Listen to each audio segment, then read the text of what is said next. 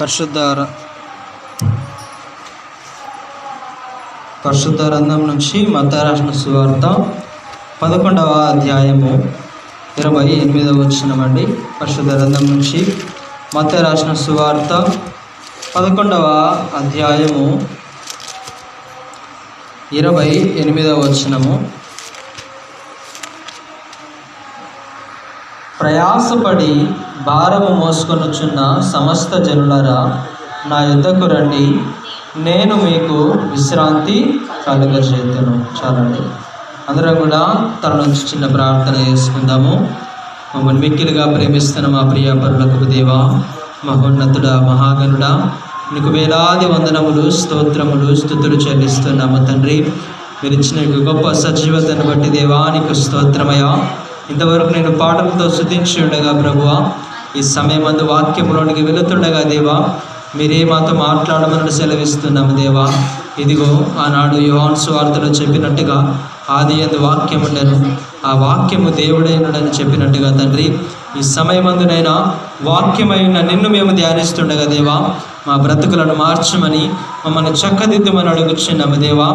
అవును ప్రభువా, ఇదిగో కుమారుణ్ణి గద్దించగలిగినటువంటి ఆ యొక్క రెస్పాన్సిబిలిటీ తండ్రికి ఉన్నట్టుగా ప్రభువా, ఇదిగో తండ్రి మమ్మల్ని గద్దించినటువంటి అర్హత నీకుందయ్యా, మమ్మల్ని బాగుపరిచే అర్హత నీకుంది కనుక తండ్రి, మీరే ప్రభువా మా బ్రతుకును మార్చమని, మాకు ఆలోచనలు పుట్టింపజేయమని, ఇదిగో ప్రభువా నీ యొక్క వాక్యము వినుచుండగా మా అందరిలో కూడా తండ్రి ఆ యొక్క వాక్యం పనిచేయులాగున ఆ యొక్క విశ్వాసముతో నింపమని అడుగుచున్నాము దేవా.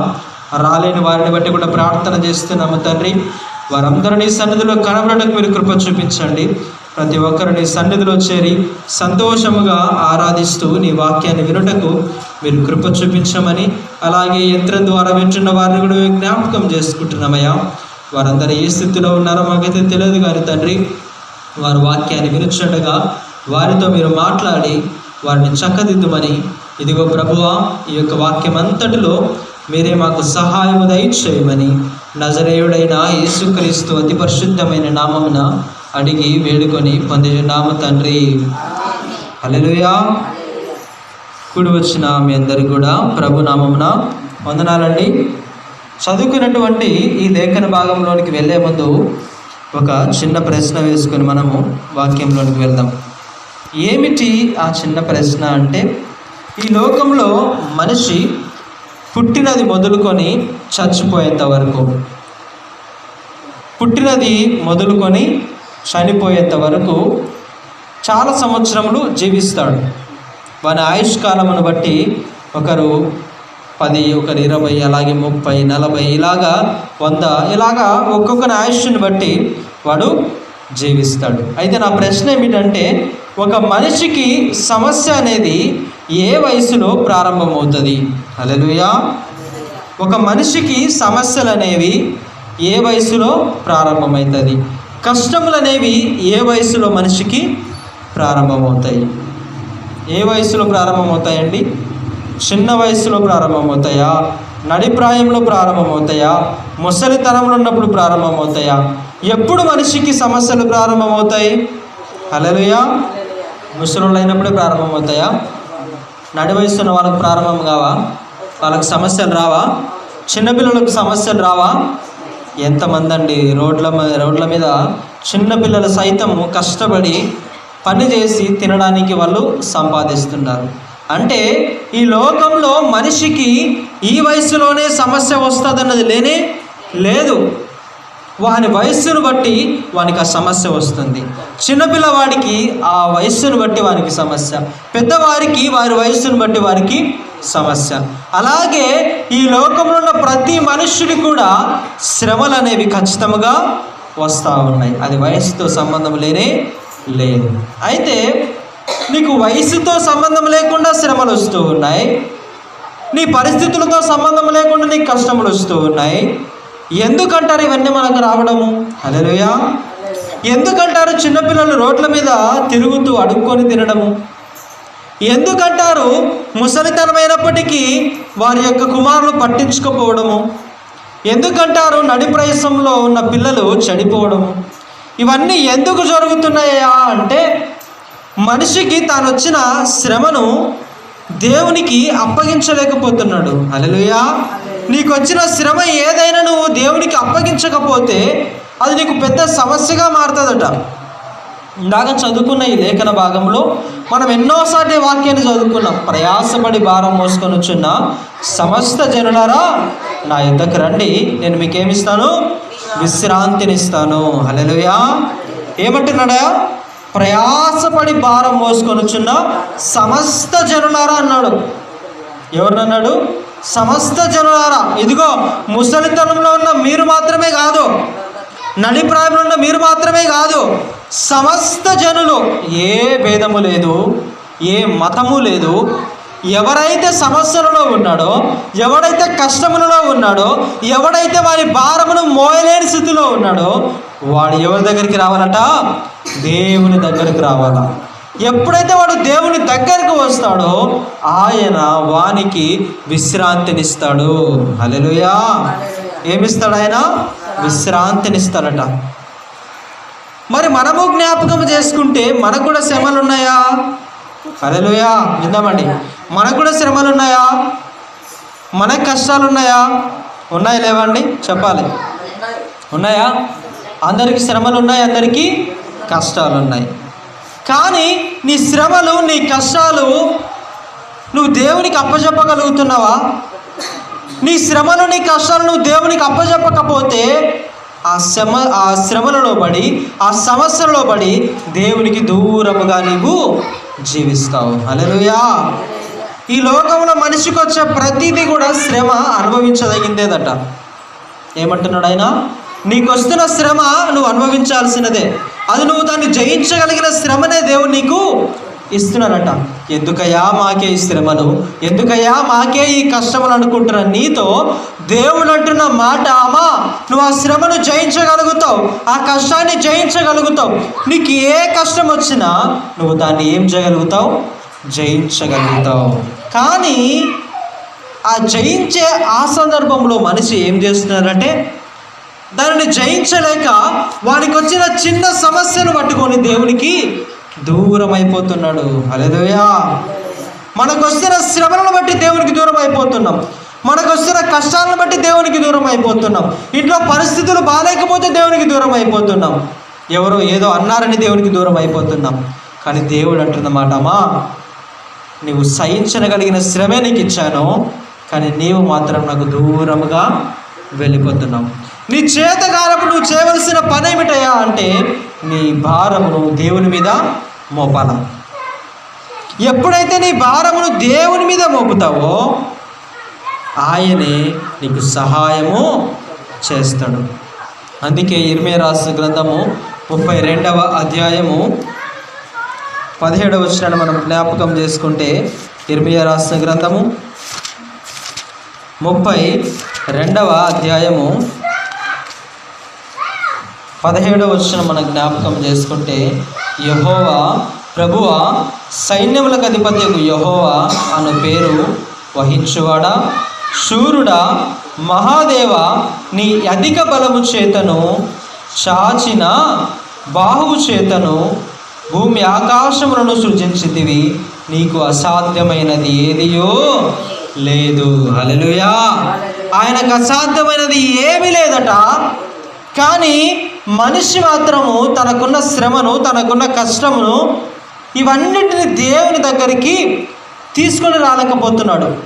అందుకే చాలామంది మనకు వస్తున్న చిన్న చిన్న శ్రమలకు కూడా దేవునికి దూరంగా జీవిస్తున్నాం. మనకు వస్తున్న చిన్న చిన్న కష్టాలకు కూడా దేవునికి దూరం అయిపోతున్నాం.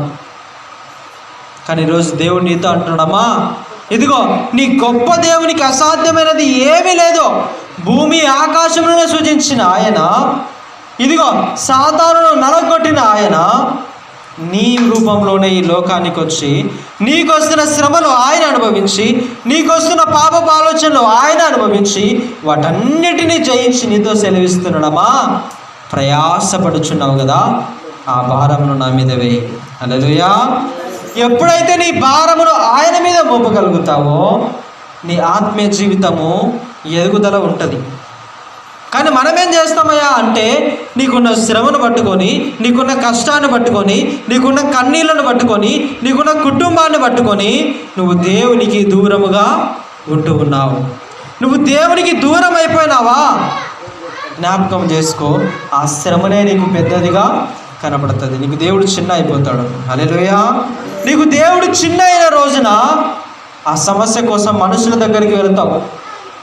దేవునికి కనబడిన రోజున నీకు వచ్చిన కష్టాన్ని పట్టుకొని, అయ్యా నాకు సహాయం చేయండి, అయ్యా నాకు ఈ సమస్య ఉంది, ఈ కష్టం ఉంది, అక్కడికి వెళ్ళాలి, ఇక్కడికి వెళ్ళాలి, ఇది మనిషి చేస్తాడు. కానీ ఎప్పుడైతే అయ్యా నా సమస్య కంటే, నాకు వచ్చిన కష్టము కంటే, నాకు వచ్చిన ఆర్థిక ఇబ్బందుల కంటే, నాకు వచ్చిన దేనికైనా వాటన్నిటికంటే నీవే గొప్పవాడవు, నీవే అధికమైన వాడవని నువ్వు నమ్మగలిగితే ఆ శ్రమ కూడా నీకు చిన్నగా కనబడుతుందట. హల్లెలూయా. ఈరోజు జ్ఞాపకం చేసుకుందామండి, మనము దేవుని దగ్గరకు వచ్చి కూడా దేవుళ్ళు లేకుండా పోతున్నాం. ఎందుకో తెలుసా? మనకున్న శ్రమలు, మనకున్న కష్టాలు, మనకున్న భయాలు, వీటన్నిటి వల్ల మనము దేవుని దగ్గరకు వస్తున్నాము, కానీ దేవుని మీద మన జీవితాన్ని ఆధారం చేయలేకపోతున్నాం. ఏమయ్యా చర్చికి వచ్చావు కదా, ఎప్పుడు ప్రార్థనలో ఉంటావు కదా, ఎప్పుడు దేవుని సన్నిధికి వస్తావు కదా, నీకు సమస్య వస్తేనే ఎందుకు అంత కృంగిపోతున్నావు? నీకు కష్టం వచ్చినప్పుడు ఎందుకంత బాధపడిపోతున్నావు? ఎందుకంత దేవునికి దూరం అవుతున్నావు? ఎందుకు మనుషులను అంతగా తాకులాడుతున్నావు? నీ దేవుడు గొప్పవాడు కదా, నీ దేవుడు నీ సమస్య కంటే పెద్దవాడు కదా. కానీ దేవుని పక్కన పెట్టి మరి నీ సమస్యను పట్టుకొని బాధపడుతున్నావే. ఈరోజు దేవుడు నీతో సెలవిస్తున్నమాట, అమ్మా నువ్వు నా దగ్గరికి వస్తున్నావు కానీ నీ భారమును నా మీద మోపడము మర్చిపోతున్నావు. హల్లెలూయా. జ్ఞాపకం చేసుకున్నామండి.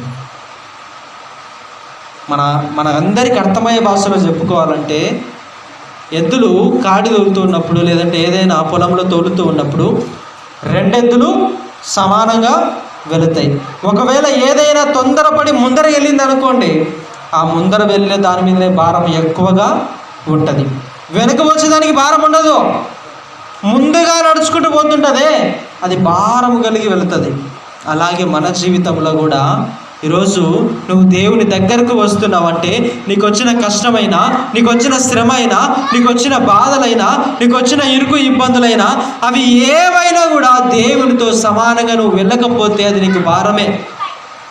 దేవుడితో దాని మీద వేయకుండా వెళితే అది నీకు కష్టమే, నువ్వు అది మోయలేని భారమే. అందుకే దేవుడు అంటున్నమాట, ఇదిగో నువ్వు నాకంటే ముందుగా వెళ్ళి సమస్య కోసం పోరాడుతున్నావు, కానీ నన్ను మర్చిపోతున్నావయ్యా. నీ భారమును నేను మోస్తాను, ఈ భారమును మన ఇద్దరం కలిసి మోయాలి. అప్పుడే నీకు తేలిక, అప్పుడే ఆ సమస్య నుంచి బయటపడగలుగుతావు. అది విడిచిపెట్టి కాదయ్యా నువ్వు నా సమస్య కంటే చిన్నవాడివే, నా సమస్య పెద్దది, నాకు వచ్చిన కష్టమే పెద్దది, నాకు వచ్చిన అప్పులే పెద్దవి, నాకు వచ్చిన కుటుంబ సమస్యలే పెద్దవయ్యా, నేనే మోస్తాను, నేనే ముందరికి వెళ్తాను, నీ వల్ల అవుతుందా? కానీ కాదండి. ఈరోజు మనందరం చేస్తున్న తప్పు ఇదే. దేవుని దగ్గర ఉంటూనే మనకు వచ్చిన కష్టాన్ని పట్టుకొని, మనకు వచ్చిన శ్రమలను పట్టుకొని, మనకు వచ్చిన ఇరుకు ఇబ్బందులను పట్టుకొని దేవునికి దూరం అయిపోతా ఉన్నాం. మనందరికీ చిన్న కుమారుడు కథ తెలుసు కదా, తెలుసా అండి? చిన్న కుమారుడు ఇంకొకరు ఎవరున్నారు? పెద్ద కుమారుడు. చిన్న కుమారుడు అన్నీ పోగొట్టుకొని అంతా నాశనం చేసుకొని చివరికి పందులు పొట్టు తినేసి ఆ తినే స్టేజ్ నుంచి తండ్రి దగ్గరికి వచ్చాడు. తండ్రి దగ్గరికి వస్తే తండ్రి పరిగెత్తుకుంటూ వెళ్ళి వాడిని కౌగిలించుకొని వానికి అన్నీ ఇచ్చినాడు. వాడు బట్టలు, వానికి కావలసిన చెప్పులు, రాజకుమారుడు ఎలా ఉండాలో అన్నీ వానికి ఇచ్చినాడు. అన్నీ ఇచ్చేసి వాడిని రాజమందిరంలో పెట్టి వాళ్ళందరికీ సేవకులతో చెప్తున్నాడు, తండ్రి అయ్యా ఇదిగో నా కుమారుడు తప్పిపోయి వచ్చాడు, ఇతనికి విందు ఏర్పాటు చేయండి, గ్రామంలో ఉన్న ప్రతి ఒక్కరిని పిలవండి, విందు ఏర్పాటు చేయండి అని చెప్పేసి ఒక కోడె దూడను కోసి విందు ఏర్పాటు చేస్తున్నారంట. అందరూ విందు ఏర్పాటు చేస్తుంటే అప్పుడే పెద్ద కుమారుడు గొర్రెలు కాసుకొని వెళ్ళి ఇంటికి తిరిగి వస్తున్నాడు. ఇంటికి తిరిగి వచ్చి ఆ గుమ్మమ్మ దగ్గర ఆగినాడట. ఏంది మా ఇంటి దగ్గర ఇంత సందడి జరుగుతుంది అంటే, ఆ సేవకులు అడిగినాడయ్యా ఏం జరుగుతుందయ్యా అంటే, వాళ్ళు అన్నారు నీ చిన్న కుమారుడు, ఇదిగో నీ చిన్న తమ్ముడు తిరిగి వచ్చాడు, అందుకే మీ నాన్న వానికి గ్రాండ్గా ఇవన్నీ చేస్తున్నాడంటే పెద్ద కుమారుడు మనసు విరిగిపోయిందట. హల్లెలూయా. పెద్ద కుమారుడు మనసు ఏమైపోయింది? విరిగిపోయింది. ఏంటి నాన్న, నేను నీ దగ్గరే ఉన్నాను కదా, నీ దగ్గరే పని చేస్తున్నాను కదా, నాకు ఒక్క రోజైనా ఇదిగో అయా పెద్ద కుమారుడా, నువ్వు చిన్న కుమారుడులా కాదు, నువ్వు మంచివాడివి అని నా కోసం ఒక కోడెదూడనే ఇచ్చావా? నా స్నేహితులతో కలిసి విందు చేసుకోవడానికి నాకు ఏ ఒక్క రోజైనా నువ్వు ఒక కోడెదూడు కూడా ఇవ్వలేదు కదయ్యా. జ్ఞాపకం చేసుకోండి. అప్పుడు తండ్రి అన్నాడు, ఇదిగోరా, వాడు తప్పిపోయి వచ్చాడు, ఇక్కడున్న ఆస్తి అంతా నీదే, నువ్వెందుకు ఆ వచ్చిన చిన్న దానిని బట్టి నీ మనస్సును నలగొట్టుకుంటున్నావు? ఇదంతా నీది కాదా? ఈ ఆస్తి అంతా నీదే కదా. వాడు తిరిగి వచ్చాడు, నువ్వు బాగున్నావు, ఎందుకు మళ్ళా నీ మనస్సు నలగొట్టుకుంటున్నావు? నువ్వెందుకు దూరంగా ఉన్నావు? నువ్వెందుకు నా హృదయాన్ని అర్థం చేసుకోలేకపోయినావు? నువ్వెందుకు నాలాగా ఆలోచించలేకపోయినావు? నీ తమ్ముడే కదా తిరిగి వచ్చింది, ఎందుకు ఆలోచించలేకపోయినావు అని అడిగినాడు. ఈరోజు దేవుడు నీతో నాతో కూడా సెలవిస్తున్నాడు. మనము కూడా దేవుని దగ్గరే ఉంటూ దేవుని మనస్సును అర్థం చేసుకోలేకపోతున్నాం. దేవుని దగ్గరే ఉంటూ, అయ్యా ఎందుకయ్యా నాకు ఈ శ్రమ, ఎందుకయ్యా నాకు ఈ కష్టము, ఎందుకయ్యా వారికి లాగు నాకు లాగు. ఈరోజు పెద్ద కుమారులాగా మనము లేము. దేవుడి సన్నిధికి వచ్చిన నీవే శ్రమలను బట్టి పారిపోతే, దేవుడి సన్నిధికి వచ్చిన నీవే కష్టాలను బట్టి పారిపోతే దేవుడు ఏమని సెలవు ఇవ్వాలి నీకు? దేవుడి సన్నిధికి వచ్చిన నీవే నీ సమస్యలు పట్టుకొని, నీ కష్టాలు పట్టుకొని, నీ ఆర్థిక ఇబ్బందులు పట్టుకొని నువ్వు దేవునికి దూరం అవుతున్నావేమో ఈ రాత్రి జ్ఞాపకం చేసుకో. ఈ రాత్రి దేవుడు ఆ పెద్ద కుమారుడితో తన తండ్రి చెప్పినట్టుగా నీతో సెలవిస్తున్నాడమ్మా, నా దగ్గరికి వస్తున్నావు, నీవు జాగ్రత్త, నా దగ్గరికి వస్తున్నావు, నీకు కావలసినవన్నీ నేను సమకూర్చువాడను. హల్లెలూయా. ఈరోజు జ్ఞాపకం చేసుకుందామండి. దేవుని దగ్గరలోనే ఉంటూ మన సమస్యలతో దూరం అయిపోతున్నాం, మన భయాలతో దూరం అయిపోతున్నాం, మన అనారోగ్య సమస్యలతో దూరం అయిపోతున్నాం. కానీ దేవుడు అంటున్నమాట, నా దగ్గరకు వచ్చావన్న సంగతి నువ్వు మర్చిపోతున్నావా? నా దగ్గరకు వచ్చావన్న సంగతి మర్చిపోయి నీకు మనుషుల గురించి ఆలోచన చేస్తున్నావా? వారి సహాయం కోసం వెతుకుతున్నావా? ఈ రాత్రి విను, దేవుడు నీతో సెలవిస్తున్నమాట, నీవు దిగులు పడకు, నీవు భయపడకు. ఎందుకంటే మన దేవుడు నీ సమస్య కన్నా గొప్పవాడు. హల్లెలూయా.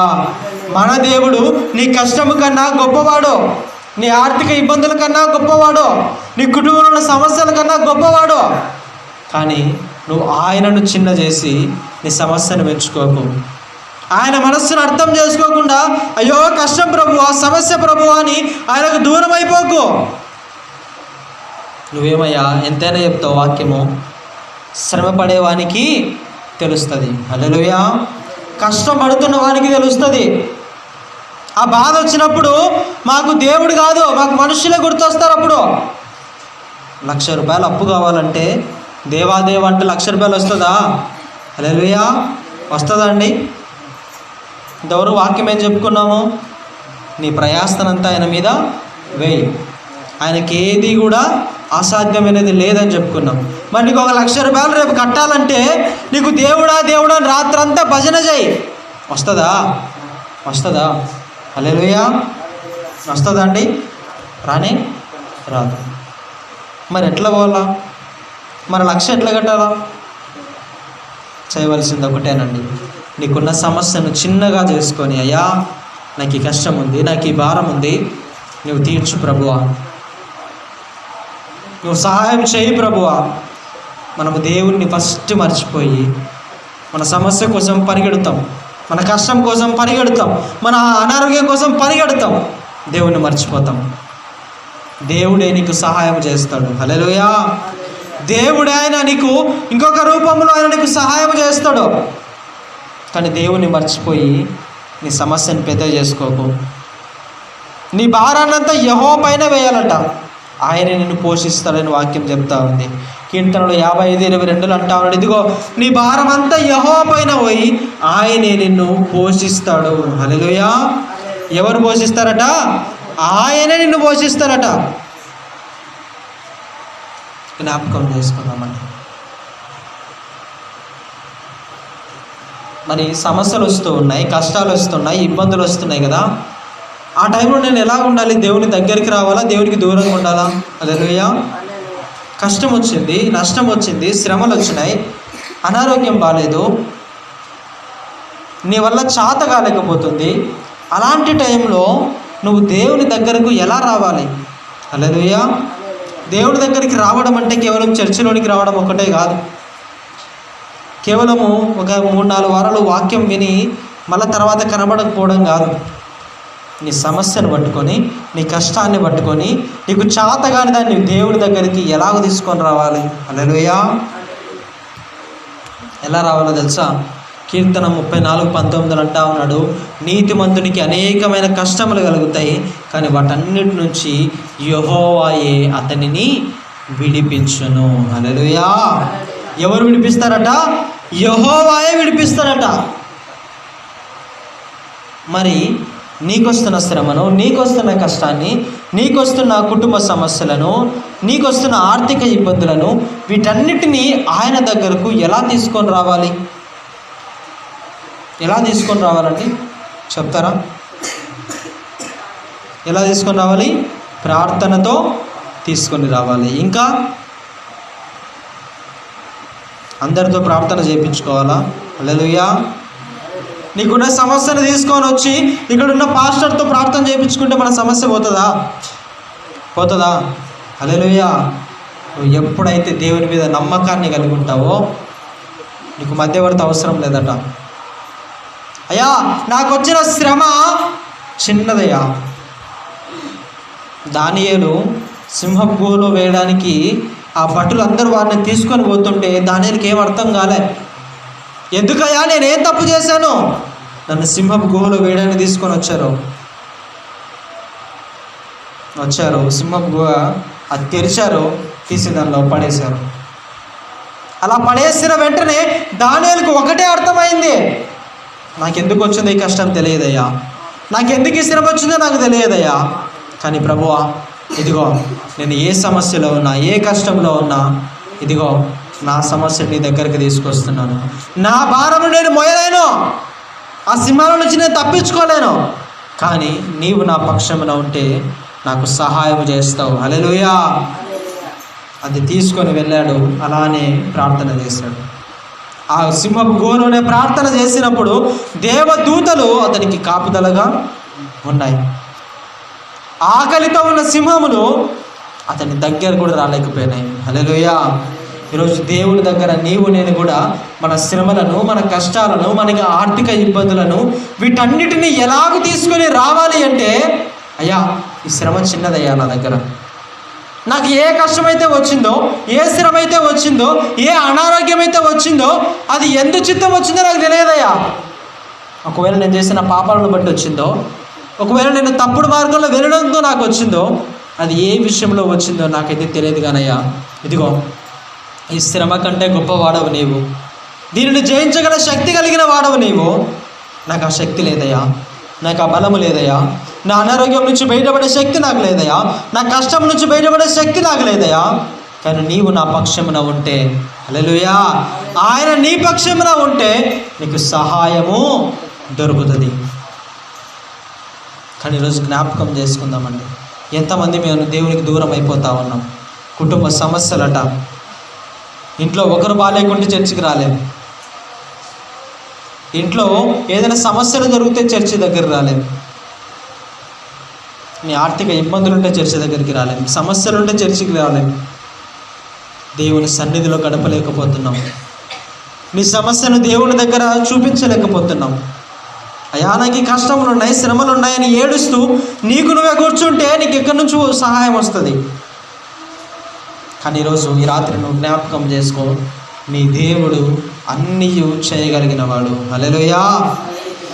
నీకు అసాధ్యమైనది ఏమీ లేదు అని దేవుని వాక్యం సెలవిస్తూ ఉంది. ఆయన నమ్ముకున్న వారికి ఏ కొదువ లేదట. ఈరోజు వాక్యం వింటున్న నీవు జ్ఞాపకం చేసుకో, నువ్వు దేనిని బట్టి అయితే దేవుని మనస్సును అర్థం చేసుకోలేకపోతున్నావో, ఆ పెద్ద కుమారుడు కూడా తండ్రి మనసు అర్థం కాలే, ఎందుకు మాడాలి ఇవన్నీ చేస్తున్నాడు, వారికి కోపం వచ్చిందట పెద్ద కుమారుడికి. ఈ రాత్రి నిన్ను అదే ప్రశ్న అడుగుతున్నాడు దేవుడు. అమ్మా, నువ్వు నా దగ్గరికి వస్తున్నావు కదా, నన్ను నమ్ముతున్నావా?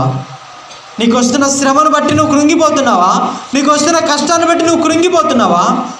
నా దగ్గరికి వస్తున్నావు కదా, నా మనస్సు నీకు అర్థం కాలేదా? నా సహాయము నీకు అర్థం కాలేదా? నా కాపుదల నీకు అర్థం కాలేదా? ఎందుకు సమస్య కోసం పాకులాడుతున్నావు? కష్టం కోసం ఎందుకు పాకులాడుతున్నావు? నీకు ఆర్థిక ఇబ్బందులు వచ్చినప్పుడు ఎందుకు దేవునికి దూరం అయిపోతున్నావు? శ్రమలు వచ్చినప్పుడు ఎందుకు మనుషుల మీద ఆధారపడుతున్నావు? నీ ప్రయాసను, నీ భారమును ఎందుకు నువ్వు దేవుని మీద మోపలేకపోతున్నావు? నీ దేవుడు విశ్రాంతి కలగజేయలేడనా? నీ దేవుడు నీకు విడుదల ఇవ్వలేడనా? మరెందుకు ఇవన్నీ చేయలేకపోతున్నావు? దేవునికి దూరం అయిపోతున్నావు. జ్ఞాపకం చేసుకో. హల్లెలూయా. చివరిగా ఒకే ఒక విషయాన్ని నేను జ్ఞాపకం చేసి ముగిస్తానండి. ఏమిటి ఆ విషయం అంటే, అయ్యా, మా కష్టములు వస్తున్నప్పుడు, శ్రమలు వస్తున్నప్పుడు, బాధలు వస్తున్నప్పుడు, ఇబ్బందులు వస్తున్నప్పుడు మేము దేవుని సన్నిధికి వస్తున్నాము. హల్లెలూయా. ఏం చేస్తున్నాం? మనమంతా దేవుని సన్నిధికి వస్తున్నాం. మనకు శ్రమలు వచ్చినా, కష్టాలు వచ్చినా, ఆర్థిక ఇబ్బందులు వచ్చినా, ఏ వచ్చినా కూడా మనం ఎక్కడికి వస్తున్నామట? దేవుని సన్నిధికి వస్తున్నాం. దేవుని సన్నిధికి వచ్చిన నీవు ఆ ప్రార్థనలో నీ సమస్యలను పెడుతున్నామా లేవా? హల్లెలూయా. మనిషికి ఏదైనా కష్టం వస్తే దేవుని సన్నిధికి వాడు వచ్చారంటే ఖచ్చితంగా దాన్ని ఏం చేస్తున్నాడు? ప్రార్థనలో పెడుతున్నాడు. అవునా కదా? నీకు అనారోగ్యం బాగాలేదు, యా నాకు ఈ సమస్య ఉంది ప్రభువా, నువ్వు సహాయం చెయ్యి అని ప్రార్థనలో పెడుతున్నామా లేదా? పెడుతున్నామా? అందరము పెడుతున్నాం. ఆయన అంటున్నాడు, ఇదిగో నీకు ఏమైనా సమస్యలు ఉంటే నా దగ్గర ప్రార్థన చేయి, నువ్వు అడగక ముందుకే నీ అక్కర్లన్నీ నేను ఎరిగి ఉన్నానంటున్నాడు దేవుడు. హల్లెలూయా. నువ్వు అడగక ముందే నీ అక్కర్లన్నీ ఎరిగిన దేవుడు, నువ్వు మరలా ప్రార్థనకు వచ్చి ఏం చేస్తున్నావు? నీ అక్కర్లన్నీ ఆయనకు తెలియజేస్తున్నావు. మరి ఇవన్నీ తెలియజేసిన తర్వాత నీ ప్రార్థన దేవుడు వింటున్నాడా? హల్లెలూయా. ఒక వ్యక్తి ఉన్నాడండి, ఆ వ్యక్తికి చాలా సమస్యలు ఉన్నాయి. వాడు దేవుని సన్నిధికి వచ్చి ప్రార్థనలో వాడికి ఉన్న సమస్యలన్నీ చెప్తున్నాడు. కానీ వాడు చెప్పక ముందుకే వాడి సమస్యలన్నీ దేవుడు ఎరిగినాడు. హల్లెలూయా. మరి ఆ వ్యక్తికి దేవుడు సమాధానం ఇస్తాడా? ఇవ్వడా? ఇస్తాడా అండి? ఇస్తాడా? చెప్పాలి. ఖచ్చితంగా ఇస్తాడు. ఎందుకు ఇంత నమ్మకంగా చెప్పగలుగుతున్నాం? ఎందుకండి? దేవుని మీద నమ్మకము కలిగి ఉన్నాం కాబట్టి. అలాగే దేవుడు ఒక మాట మనతో సెలవిస్తున్నాడు. ఏమిటి ఆ మాట అంటే, నీకు శ్రమలు వచ్చినప్పుడు, కష్టములు వచ్చినప్పుడు నా దగ్గరకు వస్తున్నావు కరెక్టే, ప్రార్థన చేసుకుంటున్నావు కరెక్టే, నీ ఆర్థిక ఇబ్బందులైనా, నీ కుటుంబ సమస్యలైనా, అది ఏదైనా సరే నా దగ్గరకు వస్తున్నావు, ప్రార్థన చేసుకుంటున్నావు, అది నాకు తెలియపరుస్తున్నావు, మంచి పనే చేస్తున్నావు. కానీ దానికి సమాధానం పొందుకుంటున్నావా? హల్లెలూయా. పొందుకుంటున్నామా? పొందుకోలేకపోతున్నాం. కొంతమంది ఎన్నో సంవత్సరాల నుంచి అడుగుతున్నాం, జవాబు రావడం లేదు. ఎన్నో నెలల నుంచి అడుగుతున్నాం, కొంతమందికి జవాబు రావడం లేదు. కొంతమందికి జవాబు వస్తుంది. ఏమిటయా లోపం అంటే, ఒకే ఒక లోపం అండి. వాడు సమస్యను పెద్ద చేసుకుంటున్నాడు. వాడికి వచ్చిన కష్టాన్ని వాడు పెద్దగా ఆలోచిస్తున్నాడు. దేవుని దగ్గరికి వచ్చిన వాడు ఆయన ఉన్నాడని మనము నమ్మాలట. నా దగ్గరికి వచ్చేవాడు నేను ఉన్నాడని నమ్మాలి అని వాక్యం సెలవిస్తుంది. ఆయన దగ్గరకు వచ్చి ప్రార్థనలోని సమస్యలన్నీ చెబితే నమ్మకం రాదు. అయ్యా, ఏది ఏమైనా ఇది నీవే చేయగలవు ప్రభువా, నాకున్న కష్టాన్ని నీవే తీసివేయగలవయ్యా. ఆ నమ్మకం నీకుంటే దేవుడు నీకు జవాబిస్తాడు. ఆ నమ్మకం నీకుంటే ఆయన నీకు కాపుదలను ఇస్తాడు. షడ్రక్, మేషక్, అబేద్నెగోలు అగ్నిగుండంలో పడుతున్నప్పుడు కూడా వారు దేవుని విడిచిపెట్టలేదట. దేవదూతే వారికి తోడుగా వచ్చింది. హల్లెలూయా. ఈరోజు దేవుని వాక్యం నీతో నాతో సెలవిస్తుంది. నీ సమస్యను దేవుని దగ్గరకు తెస్తున్నావు కరెక్టే, కానీ దాని మీద నమ్మకం ఉంచుతున్నావా? ఆ నమ్మకం నీకుంటే దేవుడే నీకు సహాయము చేస్తాడు. ఒకవేళ నమ్మకాన్ని కోల్పోయి సమస్యలన్నీ చెప్పినావా, వింటాడు దేవుడు. అలాగని ఏమయ్యా మేము దేవునికి చెప్తే దేవుడు వినడా? మనుషులకు ఒక మాట చెప్తేనే వాడు జ్ఞాపకం చేసుకొని నాకు చేస్తున్నాడు సహాయం. మరి దేవాది దేవుడు చేయడా? హల్లెలూయా. ఈ లోకంలో ఒక 10 మంది ఉన్నారనుకోండి, నీకు వచ్చిన కష్టాన్ని వాళ్ళకి 10 మందికి చెప్తే వాడు ఏ ఒక్కడైనా నీ యొక్క కష్టానికి వాడు ఫలితం అంటే ఆ కష్టానికి ఏదైనా సహాయం చేయాలంటే వాడు చేస్తున్నాడో చేయలేదా? ఖచ్చితంగా చేస్తున్నాడు. మరి దేవాది దేవునికి నీ ప్రాబ్లమ్స్ అన్నీ చెప్తున్నావే, నీ సమస్యలు అన్నీ చెప్తున్నావే, మరి నీ దేవాది దేవుడు నీకు చేయడా? హల్లెలూయా. ఈ లోకంలో ఆయన కృప ఎన్నటికీ నిలుచుంటుందండి. నువ్వు నమ్మకం ఉంచలేకపోయినా నీకు దేవుడు సహాయం చేస్తున్నాడు. కానీ ఒకటి జ్ఞాపకం ఉంచుకో, దేవుడు సహాయం చేస్తున్నాడు కదా అని దేవుడికి దూరం అయిపోకు. నేను పాపంలో ఉన్న దేవుడు నాకు అన్ని సమకూరుస్తున్నాడు కదని నువ్వు దేవుడికి దూరం అయిపోకు. ఆ దూరం పెరుగుతుంది. దేవుని మనస్సు నీకు అర్థం కాదు. కాబట్టి రాత్రి నువ్వు జ్ఞాపకం చేసుకో, దేవుని చేస్తున్న మేలును మర్చిపోకుండా నీ బ్రతుకును మార్చుకో. దేవుణ్ణి కలిగి ఉంటే నీకు ఏ శ్రమ వచ్చినా ఏ కష్టం వచ్చినా అది నిలబడదండి. కాబట్టి రాత్రి నువ్వంతా ఒక విషయాన్ని జ్ఞాపకం చేసుకోవాలయ్యా, నీవే నాకు తోడుగా ఉంటే నాకు ఏ భయం లేదయ్యా. కాబట్టి రాత్రి మనందరం కూడా ఈ విషయాన్ని జ్ఞాపకం చేసుకొని, ప్రభువా నాకున్న శ్రమలు, నాకున్న కష్టములు వీటన్నిటికంటే నీవు నా తోడుంటే ఆ భారమును నాతో పాటు నీవు కూడా మోస్తున్నప్పుడు ప్రభువా నాకు విశ్రాంతి దొరుకుతుందయ్యా. హల్లెలూయా. నీకు విశ్రాంతి కావాలంటే నీకు ఒక తోడు కావాలి. ఆ తోడే ఆయనను కలిగి లేకుండా నువ్వు ఎంత ప్రయాసం వస్తున్నావో నీవే జ్ఞాపకం చేసుకోవాలని ఈ చిన్ని వాక్యంలో దేవుడు దీవించి ఆశీర్వదించునుగాక. ప్రార్థించుదాము. ప్రభువా మనకు అనుగ్రహించుము. పరలోకమందున్న మా తండ్రి, నీ నామం పరిశుద్ధార్చబడునుగాక, నీ రాజ్యం వచ్చునుగాక, నీ చిత్తం పరలోకమందు నెరవేరునట్లు భూమి యందును నెరవేరునుగాక. మా అనుదిన ఆహారం మాకు దయచేయము. మా అపరాధం చేయవారిని మేము క్షమించిన ప్రకారము మా అపరాధములను క్షమించము. మమ్మల్ని శోధనలోనికి తేక దుష్టుని తప్పించము. రాజ్యమును శక్తియు మహిమయు నిరంతరం నీవైన నాము తండ్రి. ఆమేన్. ఎవరైనా ప్రార్థన చేయండి. ఎవరైనా ప్రేమలో ఉన్నట్టు ప్రార్థన చేయండి అమ్మా.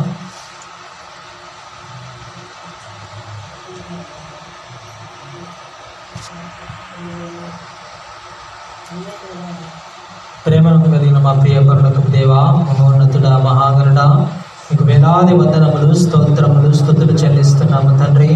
అవునయ్యా, ఇంతవరకు మీరు మాతో మాట్లాడిన ఈ మాటలన్నీ మేము జ్ఞాపకం చేసుకుంటున్నాము దేవా. మాతో మాట్లాడిన ఈ మాటలన్నిటిని బట్టి ఎందు నిమిత్తం మీరు మాతో ఈ మాటలు మాట్లాడడం మాకు తెలియదయ్యా. ఎందు నిమిత్తము ఈరోజు ఈ వాక్యాన్ని మేము విన్నాం మాకు తెలియదు. కానీ ప్రభువా, మా బ్రతుకులలో ఏదో కొదవగా ఉన్నదయ్యా. ఇదిగో ప్రభువా, మా బ్రతుకులలో మా సమస్యలు ఎక్కువైపోయినాయమయ్యా. మా బ్రతుకులలో కష్టములు ఎక్కువైపోయినాయమయ్యా. సంతోషం లేని జీవితం జీవిస్తున్నామేమయ్యా. సంతోషం కోసం వెతుకునే రోజుల్లో మేము ఉన్నామేమో దేవా. అవునయ్యా, ఈ రాత్రికాలం విన్నాము ప్రభువా. ఈ వాక్యాన్ని బట్టి దేవా, మీరు మాకు తోడుగా ఉంటే ప్రభువా ఏ కొదువ మాకుండదయ్యా. మీకు అసాధ్యమైనది ఏది కూడా లేదని వాక్యం సెలవిస్తుందయ్యా. అవునయ్యా, మాకున్న కష్టములు చిన్నవి, మాకున్న పాపములు చిన్నవి, మాకున్న కుటుంబ సమస్యలు చిన్నవయ్యా. ఈ లోకంలో మేము భరిస్తున్న ప్రతిదీ కూడా చిన్నదే ప్రభువా.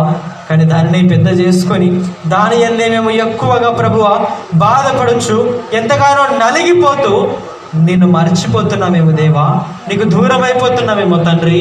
అవునయ్యా, ఈ రాత్రి వాక్యాన్ని విన్న మేమందరం కూడా ప్రభువా, మాకున్న కష్టము కంటే గొప్పవాడవయ్యా, మాకున్న శ్రమల కంటే గొప్పవాడవయ్యా, అన్నిటినీ మాకు సహాయం చేయవాడవు నీవే కనుక దేవా.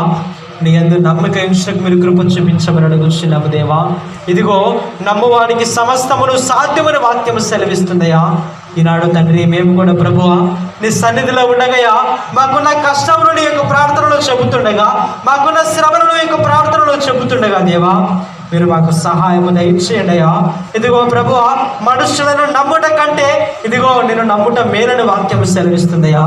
ఈ రాత్రికాలం ముందు ప్రభువా, ఇంతకాలం మనుషులను నమ్మామేమో, అది కావాలని ఇది కావాలని, ఇది చేయండి అది చేయండి, మాకు ఈ సమస్య ఉంది, ఈ కష్టాల్లో ఉన్నాము, ఈ నష్టాల్లో ఉన్నామని మనుషుల మీద ఆధారపడినామేమో దేవా. కానీ ప్రభువా, ఇదిగో వీటన్నిటిని సృజించిన నేను మేము మర్చిపోతున్నామేమయ్యా. భూమి ఆకాశమును సృజించిన నిన్ను మర్చిపోతున్నామేమో దేవా.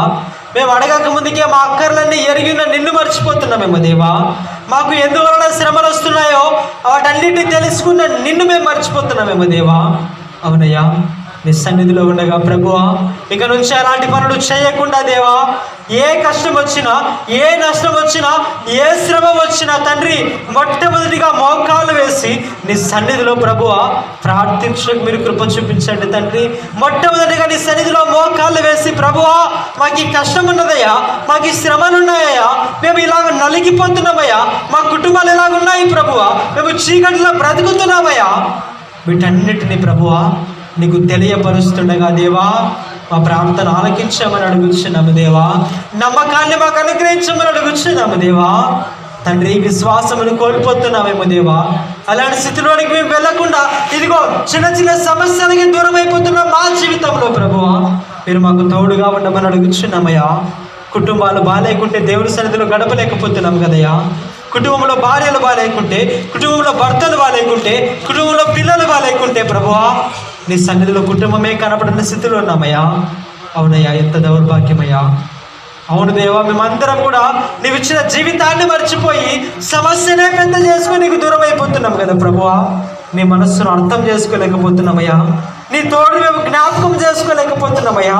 నీవు చేసిన మేలులన్నీ మర్చిపోతున్న వారికి ఉన్నాం కదా ప్రభువా.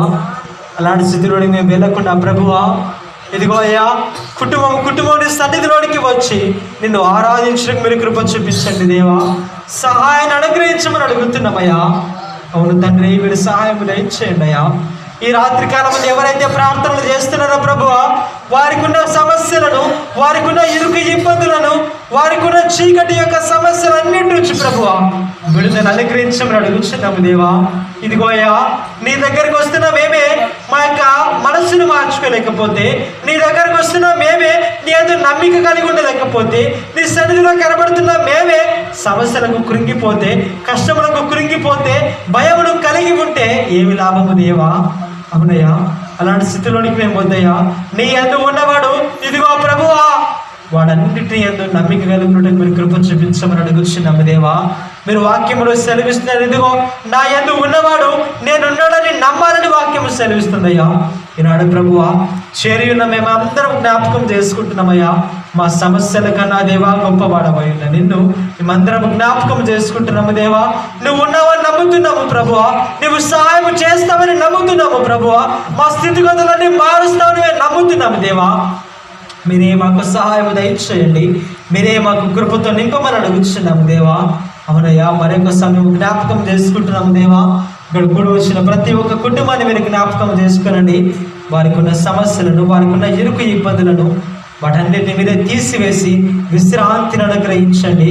వారి భారమును వారి నుంచి తొలగించి ప్రభువా వారికి విశ్రాంతిని అనుగ్రహించమని అడుగుచున్నాము దేవా. ఎంతకాలం ఈ శ్రమలు, ఎంతకాలం ఈ కష్టంలని ఎవరైతే ప్రభువా బాధపడుచున్నారో వారందరికీ మీరు విశ్రాంతిని అనుగ్రహించండి. వారి కుటుంబంలో నెమ్మదిని, సమాధానం మీరు అనుగ్రహించండి. అలాగే సంఘంలో కూడా మేము జ్ఞాపకం చేసుకుంటున్నామయ్యా. నూతన మందిరం కట్టబడుచుండగా ప్రభువా కావలసిన వాటన్నిటిని సమకూర్చండి ప్రభువా. ఎవరి నుంచి అయితే ఎంత ధనము రావాలో ప్రభువా వాటన్నిటిని మీరు అనుగ్రహించండి దేవా. అవును తండ్రి, ఏవైతే కార్యక్రమాలన్నీ జరుగుతున్నాయో, పెద్దల ఆలోచనలు జరుగుతున్నాయో ప్రభువా ఆ ఆలోచనలన్నీ స్థిరపరచండి, ఆ ఆలోచనలన్నీ బలపరచండి దేవా. మా మహిమ కాదయ్యా, మనుషుల మహిమ కాకుండా దేవా నీ మహిమకు తగ్గట్టుగా ఆ మందిరమును మీరే కట్టించమని ఇదిగో ప్రభువా మనుషుల యందు అతిశయపరుల కంటే దేవుని యందు అతిశయపరుడు గొప్పని వాక్యము సెలవిస్తుండగా దేవా ఈనాడు తండ్రి ఉప్పొంగిపోకుండా ప్రభువా నీ యందు మేమందరం మోకాళ్ళ వేసి నువ్వు చేస్తున్న మేలులన్నీ మర్చిపోకుండా నీ యందు మాత్రమే అతిశయపడదాగున మాకు సంఘం అంతటికీ ఆ యొక్క సమాధానమును, కృపను అనుగ్రహించమని, ఆ నెమ్మదిని మా జీవితంలో మీరు సహాయము దయచేయమని మీకు చిత్తమైంటే ప్రభువా మీకు సన్నిధిలో చేరి ప్రతి ఒక్కరము మరి ఒక దినము ఈ విధముగా ఆరాధించుకునే గొప్ప ఘనత మాకును మా యొక్క సంఘానికి మీరు అనుగ్రహించమని నజరేయుడైన యేసుక్రీస్తు అతి పరిశుద్ధమైన నామమున అడిగి వేడుకొని పొందినాము తండ్రి. మన ప్రభు అయిన యేసుక్రీస్తు కృపయు, తండ్రి అయిన దేవుని ప్రేమయు, పరిశుద్ధాత్మని యొక్క అన్యోన్యమైన సహవాసము మనందరికీ ఎల్లప్పుడూ దేవుడు సదాకాలము తోడైనను గాక.